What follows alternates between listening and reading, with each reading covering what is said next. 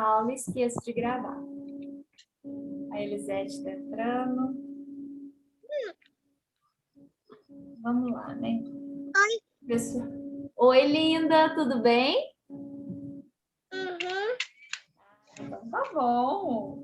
E aí, daqui a pouquinho você vai fazer lição também? Vou. A minha mãe baixou o TikTok e eu vou dançar. Você vai dançar ainda? Ixi, filha, que vai longe. Misericórdia. Recupera aí as energias, viu, Paola? Que o trem aí tá feio, viu? Promete. Ixi, vai, sabe, ontem era 10 horas, nós estávamos fazendo lição, porque eu cheguei de serviço, ela estava dormindo, acordou para jantar, tomar banho e fazer lição. Nossa, Eu vou muita coisa. empurrar. Misericórdia. Então tá bom, a mamãe vai assistir a aula agora, tá bom? A Erinalva tá entrando também. Vai assistir comigo? Vamos lá, então. Pessoal, vocês devem estar observando que eu estou num cenário diferente hoje, porque por conta da restrição que nós estamos tendo, a escola está fechando mais cedo, né? Então, nem nós, professores, estamos podendo estar presentes. Então, hoje eu estou dando aula de casa, por isso, que se tiver algum latido de cachorro, por favor, desconsiderem, tá? São os meus filhotes aqui. Então, Eu vamos prefiro, lá. viu, Tavane? Oi? Eu prefiro que você dá aula assim do que de máscara. Ah, é, né? Nossa, é muito ruim. O áudio já é ruim, ainda mais com máscara. Você sabe que eu também prefiro? Por mim, mano, ficava só desse jeito. Falava, Ah, gente, não, que negócio, você não sabe se dá atenção para quem está presente, para quem está online. não. Eu também acho. É melhor. Eu acho que é melhor para nós e para você, sim. Eu concordo. E outra também, pelo que eu estou vendo, esse dia eu estava conversando com uma amiga que trabalha na delegacia de ensino, ela falou que esse negócio de aula online é um negócio que está vindo para ficar, viu? Eu também acho. Então a gente acaba tendo que se adaptar aí, se reinventar. Então, mas assim, sem a máscara é muito melhor. Agora você com a máscara, nossa, é horrível. Então, o problema é que eu sem máscara eu tenho que passar batom, passar um pozinho, né? Uai, não, mas não precisa, não. Nós Precisa. não passou. Nós não passou nada, ó. Nós está de cara limpa. Então, ela precisa dar um tapa aqui, porque, né? Senão já viu. Mas vamos lá então, meninas. Na última aula nós falamos sobre a parte alimentar, né? Falamos muito sobre o que é importante em dieta, sobre vários aspectos. E eu coloquei as questões para vocês, vamos responder então antes de começar. Lembrando que a aula de hoje é continuação da última aula, tá? Nós falamos sobre os grupos alimentares e hoje nós vamos falar sobre a adequação das alimentações, tá? Então, a primeira questão falava quais são os 3 cuidados que o cuidador deve estar atento às refeições de seus pacientes. A gente viu muita coisa, né? Mas o que vocês devem estar atentas quando fala assim, que vocês vão cuidar da alimentação? Primeiro passo, aos horários corretos, né? Porque a gente tem pacientes, igual a Odete comentou, que não querem comer e pacientes que querem comer toda hora. Então, a gente tem que dar essa alimentação nos horários corretos, estar atentas a isso. Cuidar da qualidade dos alimentos. Então, será que a refeição que eu estou fazendo é uma refeição de qualidade? Não só fazer um miojo e dar para comer para a pessoa falar que está saciada. Não, mas fazer uma alimentação que tenha qualidade alimentar. E também cuidar da quantidade ingerida ou solicitada. Porque quando a gente fala em quantidade, a gente precisa se lembrar que as pessoas mais velhas, principalmente, o estômago delas vai tendo algumas dificuldades, às vezes já tem uma gastrite, uma úlcera, alguma coisa do tipo. Então é importante a gente estar atento à quantidade. Às vezes, nós que somos mais jovens, a gente tem o hábito de comer um almoço bem caprichado, de uma janta bem caprichada e ficar grandes intervalos sem comer. Já esse tipo de paciente, né, a gente tem que fazer o quê? Dar menos alimento, né, às vezes fazer uma refeição menor e dar mais vezes, né? Fracionar essa alimentação. Por quê? Porque assim a gente não vai ter aquele problema de aumentar muito, encher muito o estômago para causar refluxo. A gente vai manter sempre alimento para não correr o risco de ter produção de suco gástrico no estômago, que vai causar dor no estômago nesses intervalos, tá? Então, é importante a gente estar atento a esses 3 passos quanto à alimentação. E a segunda questão, quem é o responsável por montar as dietas e indicar quais alimentos devem ser adicionados ou excluídos da dieta? Porque a gente está falando muito sobre alimentação, né? Na outra semana, agora nós vamos falar nessa semana também. Mas o que é importante a gente ter em mente? O responsável pela dieta é o médico ou o nutricionista, tá? Qualquer um dos dois estão aptos a ser responsáveis pela alimentação. No mais, o que a gente faz é dar algumas orientações, dar algumas sugestões, tá? Muitas vezes a gente acaba tendo que fazer a dieta, né? Às vezes a pessoa não tem acesso a um nutricionista e tudo mais, por isso que é importante vocês terem essas noções. Vocês vão muitas vezes colaborar com o médico, com o nutricionista, mas é importante a gente conhecer, mas saber assim, não, se esse paciente tem uma limitação ou está apresentando algum quadro específico, eu preciso direcionar ele para um nutricionista, para um especialista, tá? E hoje, então nós vimos os vários tipos de alimentos na aula passada, mas nem sempre é fácil seguir aquelas regras alimentares que a gente viu, né? A gente viu que o café da manhã tem que ser aqueles de hotel, que a gente vê nas novelas, a gente viu que foi uma das coisas que a gente viu que é muito difícil colocar em prática no dia a dia. Mas algumas pessoas, elas não conseguem seguir algumas dietas por 2 pontos principais. Primeira, dificuldade de alimentação. No caso de pacientes que tiveram AVC, que tiveram algum tipo de derrame, pacientes com mal de Parkinson também. Ou, às vezes, o paciente não consegue seguir as regras alimentares por conta da falta de vontade de se alimentar.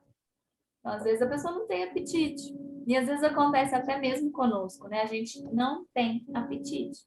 Então, o que a gente pode fazer nesses casos?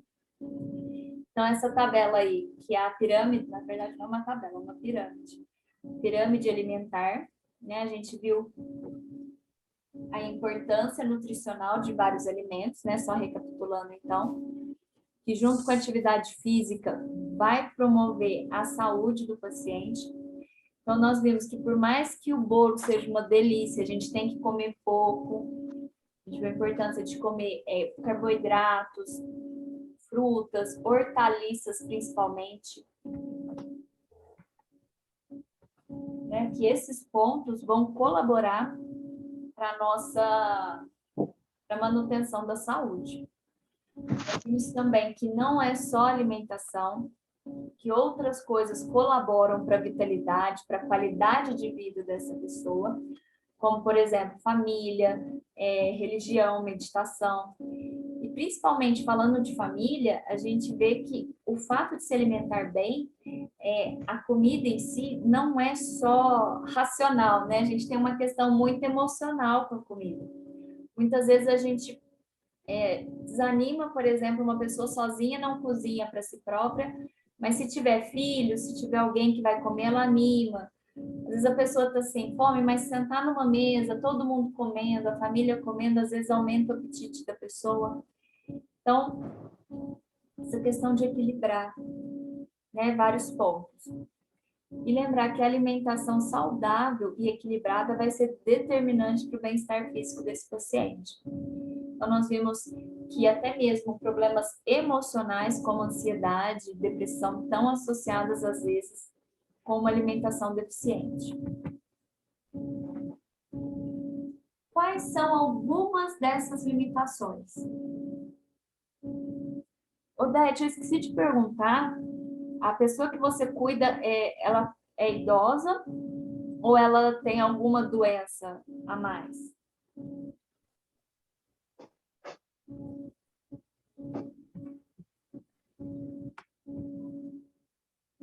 Odete?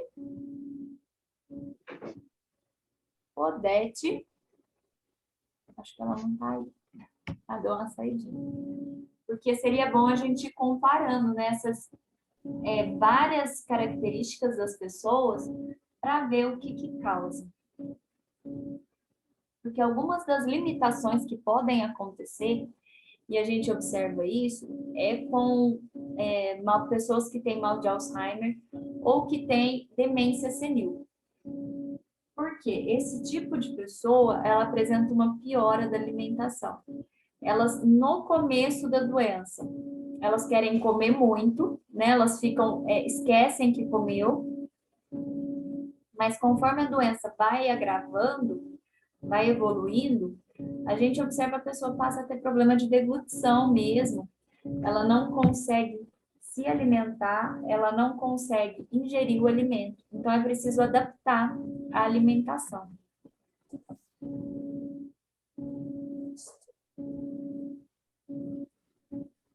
E para a gente ter uma noção, meninas, de quanto isso é sério, o Ministério da Saúde ele fez um levantamento onde pessoas com mais de 65 anos, eles observaram que 30% tem diabetes e 65% tem pressão alta. Lembrando que esse não é um dado muito atual, tá? Eu acho que se a gente for analisar, eu acredito que se a gente for analisar esses dados mais recentes, a gente vai ver que a proporção aumentou muito. Então, e por que eu estou levantando essas duas doenças? Diabetes e pressão alta. Porque são doenças que estão associadas à alimentação. Uma alimentação não adequada durante a vida pode levar ao aparecimento dessas duas doenças. E outra coisa também, algo que favorece o aparecimento dessas doenças é o quê? O sobrepeso. E o Ministério da Saúde ele observou que 1 em cada 10 pessoas está com sobrepeso. Depois dessa pandemia, aumentou muito, né? Porque a gente fica em casa, come, a gente fica ansioso, come muito. Então, também aumentou muito essa proporção. E a obesidade está associada, a gente vê que, a gente já falou sobre isso. Quando as pessoas apresentam sobrepeso, aumenta o aparecimento dessas doenças. Então, tanto a pressão alta quanto a diabetes está relacionada a uma dieta nutricional. Então, mas quando a gente fala disso, principalmente para idosos, né, que é onde a maioria das pessoas vai trabalhar, a gente vê que os idosos, eles não têm uma alimentação ruim em si, porque eles comem muita verdura, eles têm mais acesso e gostam mais de uma alimentação saudável. Nesses casos, a gente vai ver que precisa adequar o quê? Quantidade, horários, acaba sendo mais fácil. Agora, para quem for trabalhar com criança, aí a gente tem um grande problema dos fast food, das bobeiras, das bolachas, dos lanches, porque é só isso que eles querem comer. E as pesquisas têm mostrado que a pressão alta e diabetes também está sendo muito frequente, está aumentando muitos casos em crianças. Por isso que é importante, é muito importante a gente estar atento a isso, né? Tentar inserir uma alimentação mais saudável. E o que está incluso na reeducação alimentar? Então, vamos partir agora para o que é de fato a reeducação alimentar. Primeiro passo, começar o quanto antes a reeducação alimentar. Isso não quer dizer que é para o paciente idoso, que é para criança. Reeducação alimentar é para todo mundo, gente. Se você está um pouquinho mais gordinho, se você está magra, se você está com pressão alta, se sua pressão está ótima, independente do caso, tem que fazer uma reeducação alimentar. Porque reeducação alimentar é você começar a comer direito. né? E a gente, de vez em quando, dá umas escorregadinhas na alimentação. É um fato, a gente faz isso mesmo. E qual que é uma das primeiras coisas que a gente tem que cuidar? Da hidratação. Nós já falamos sobre isso na outra aula, o tanto que a hidratação é importante. E ela também faz parte da reeducação alimentar. Quem vai fazer, uma das primeiras coisas que o nutricionista pergunta é justamente quanto de água você ingere por dia. Então, é o primeiro passo. Segundo, aqui falando sobre pessoas idosas, tá? O que muitas vezes a gente tem que estar ingerindo na alimentação dessas pessoas? Sopas, tá? E por que a gente tem que colocar sopa na dieta desses idosos? Por causa da falta de dentição ou uma mudança, né, de dentição que a gente observa, mudanças hormonais, às vezes próteses, tudo isso faz com que a mastigação fique comprometida. E quando a gente fala de sopa, por mais que a sopa da avó seja gostosa, aquela sopa cheia de tropicão e tudo mais, a gente está falando o quê? De caldo, mais para caldo do que para sopa, né? É uma dieta mais pastosa mesmo, tá? Claro, isso, gente, que eu tô falando é para pacientes que estão comprometidos, tá? Se eu tô com um paciente que ele tá com marcada dentária boa, ele não tem nenhum problema alimentar, mantém a alimentação normal, tá? É, na verdade, o indicado. Outra coisa também muito boa para a gente estar fazendo na reeducação alimentar, que é inserir sucos. Às vezes não é muito nosso hábito. Por quê? Porque os sucos, quando eu consigo inserir ele na dieta, eu posso fazer sucos variados, posso misturar vegetais, como couve, agrião, espinafre, vários outros, além das frutas, né? E aqui ainda traz um alerta de não coar esses sucos. Porque nós vimos na aula passada a importância das fibras. E quando eu faço esses sucos verdes, né, os populares suco detox, ajuda demais a esse paciente estar ingerindo fibras, tá? Então, suco de couve, se o paciente tiver colesterol, adicionar berinjela nesse suco também é muito bom para eles. A gente observa que tem sim um efeito na diminuição do colesterol. Então, tudo isso ajuda bastante. E claro, gente, um suco, a gente está fazendo, estou falando que ele tem que ser mais, não precisa coar, mas não precisa ser um suco, aqueles sucos feios, né? Colocar ali capricho em qualquer parte da alimentação que a gente for trabalhar. O que você quer comer? Outra coisa também importante, que eu já mencionei, a gente mencionou um pouco na outra aula, é sobre lanches pequenos, né? Então, pacientes, eles têm dificuldades em comer grande quantidade. Então, é importante a gente estar oferecendo pequenos lanches com alto teor nutricional, né? Então, exemplos, iogurte com granola, às vezes, entre o intervalo das refeições, adicionar legumes, às vezes, frutas. Esses pequenos lanches vão evitar o quê? A dor gastrointestinal que eles sentem, né? A dor do estômago. Por quê? Porque o estômago não vai ficar vazio. Então, isso favorece bastante. Outra coisa também muito boa de eu estar inserindo na reeducação alimentar são o quê? Alimentos com baixo índice glicêmico. Tá vendo? O que isso quer dizer? Alimentos que podem até ter calorias, mas eles não acumulam gordura. Eles vão gerar pouca glicose, tá? Quais são esses alimentos? Em geral, são os alimentos integrais, tá? Assim como aveia, ovos, todos esses, eu trouxe até uma tabela de alguns dos principais. Então, a gente vê o arroz integral, aveia, feijão, lentilha, soja, ervilha, as sementes, né, os grãos em geral, são alimentos com baixo índice glicêmico. o iogurte, o leite também, assim como o cogumelo. Aqui vocês vão ver amendoim e nozes, que tem um alto teor de gordura, mas não produz glicose, tá? Então, é indicado para esse paciente, com exceção de pacientes que têm colesterol alto, tá? Nesses casos, aí a gente precisa, por isso que é sempre importante eu confirmar essa dieta com o médico ou nutricionista, tá? Frutas também é muito bom, maçã, pera, ameixa, cereja.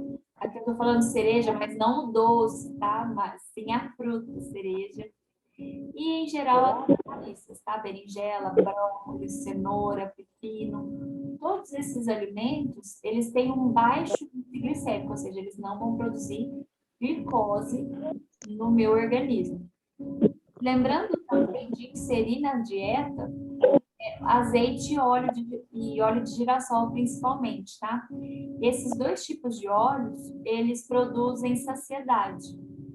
Então, se eu tenho um paciente que ele tem muita fome, mas eu não posso estar dando muito alimento para ele, eu posso estar colocando, por exemplo, bastante azeite, tentar cozinhar em óleo de girassol, para estar dando essa saciedade para ele. E importante, meninas, independente da alimentação, independente se esse paciente ele está comendo muito ou está comendo pouco, o que é importante? Manter o diálogo aberto, tá? Conversar com o paciente sobre as vontades, sobre os desejos, o que ele quer comer. Às vezes a gente está fazendo algo que é muito nutritivo, mas não é do paladar dele, ele não gosta. Então, é importante a gente estar fazendo essas adaptações, tá? Priorizar alimentos funcionais. O que são alimentos funcionais? São alimentos que vão ter uma resposta importante no organismo, né? Uma resposta benéfica, mas não desprezar a vontade do paciente nunca, tá? Senão vai ser aqueles pacientes que a gente tem dificuldade em estar colocando uma dieta mais saudável. E lembrar um exemplo de alimento funcional muito importante é a própria maçã, que é um alimento acessível, e a gente observa o quê? A maçã, ela auxilia no cérebro. Por quê? Porque ela tem um efeito antioxidante interessante. Então, é bom a gente estar colocando a maçã na dieta, tá?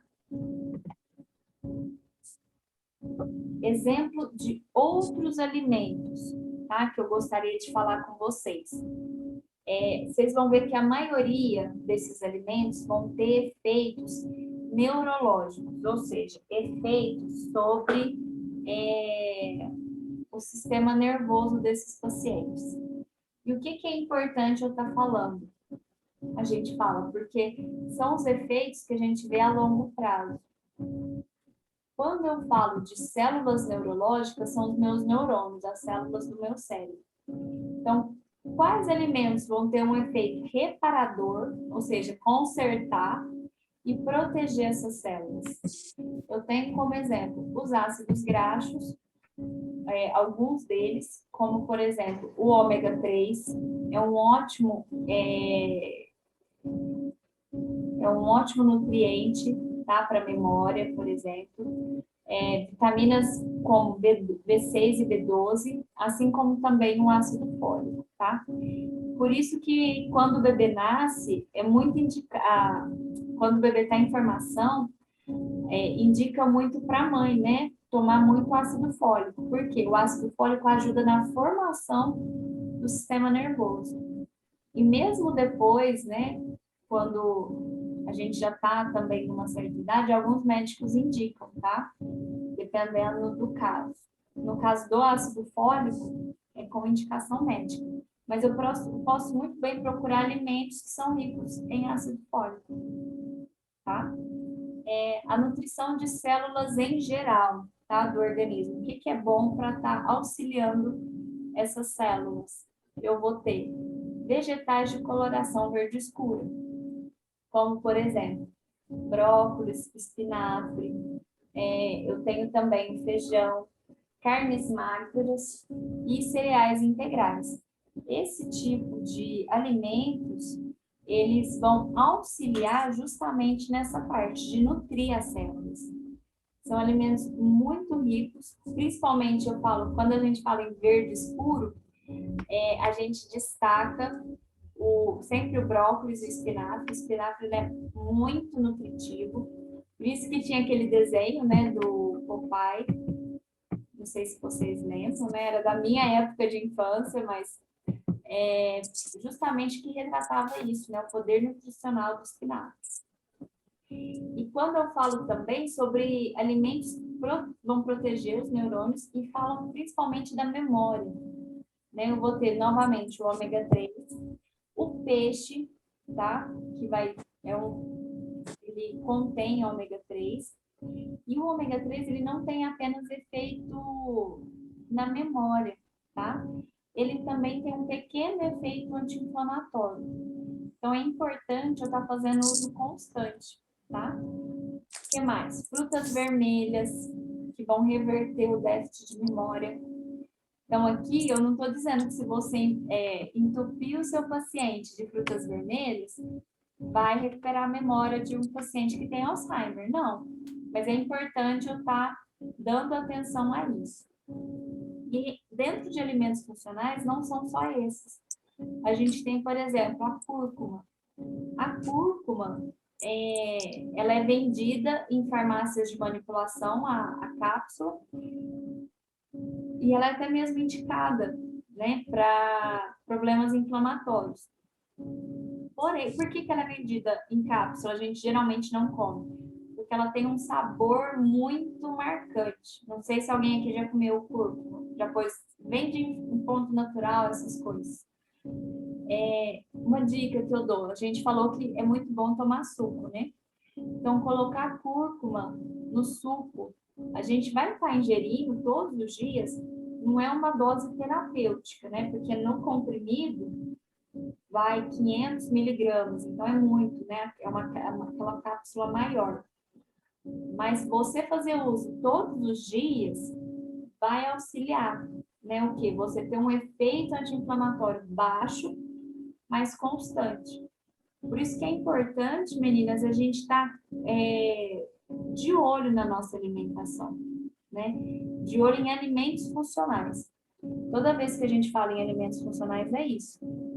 Eu tenho também, que não está aqui no slide, mas é importante comentar, os probióticos. O que são os probióticos?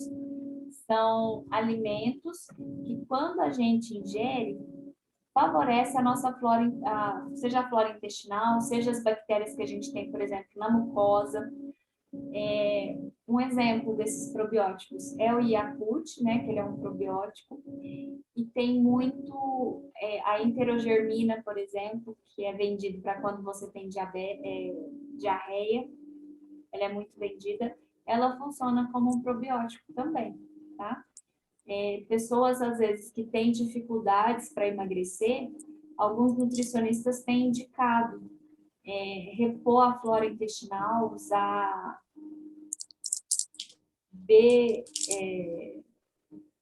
ai, gente, fugiu o nome. É um medicamento, chama B2. Enfim, eu vou lembrar, depois eu mando para vocês. Eles indicam isso, tá? Para você fortalecer a flora.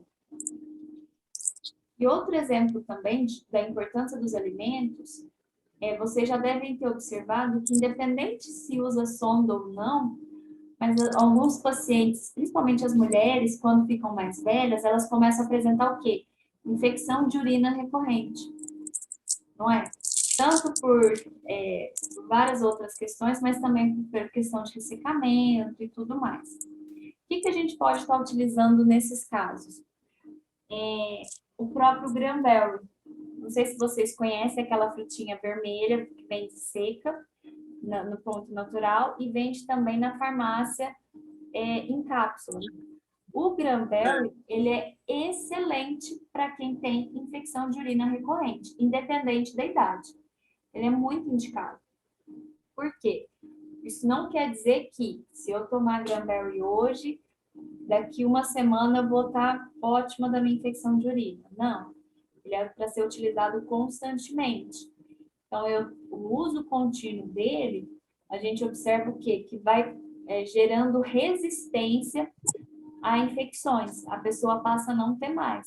Mas é usar o quê? Por 2 meses, 3 meses, é o uso constante. Nesses casos, a gente observa, sim, uma melhora, tá? Marinal, você falou alguma coisa? Livinha usava Granberry. Quem? Não, é que eu falei assim, ou a frutinha ou em cápsula, porque eu já conheço. Ah, sim. E é importante você tomar cuidado. Eu falo Quando você assim, falou do Granberry, você usava? não, a paciente que a gente cuidava não tinha infecção, você falando aí, ela tinha infecção de urina recorrente demais. E olha que tinha uma alimentação totalmente balanceada.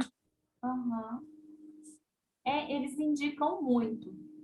Só que no caso de quem tem mesmo essa infecção recorrente, que é um paciente mais comprometido, eu indico até o de farmácia mesmo, tá?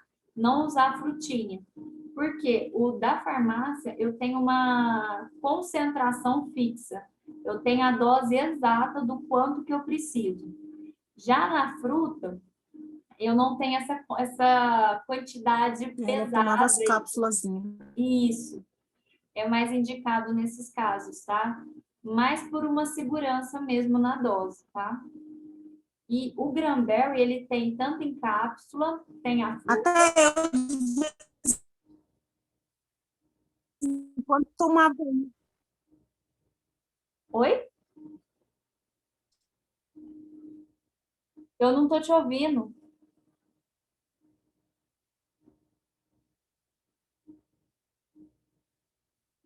Marinalva?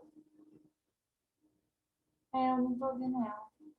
E além dessas duas fórmulas, tem também sachêzinho, principalmente para criança que tem muita infecção de urina, eles vendem o sachêzinho, que é o pozinho, como se fosse aqueles que suco, para você diluir em água e dar para o paciente. Quando eu tenho um paciente que já é comprometido, tem dificuldade de deglutição, eu posso estar optando por esses sachês, tá? Eles são excelentes.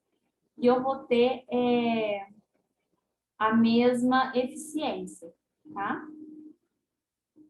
Meninas, a nossa aula vai cair em 2 minutos.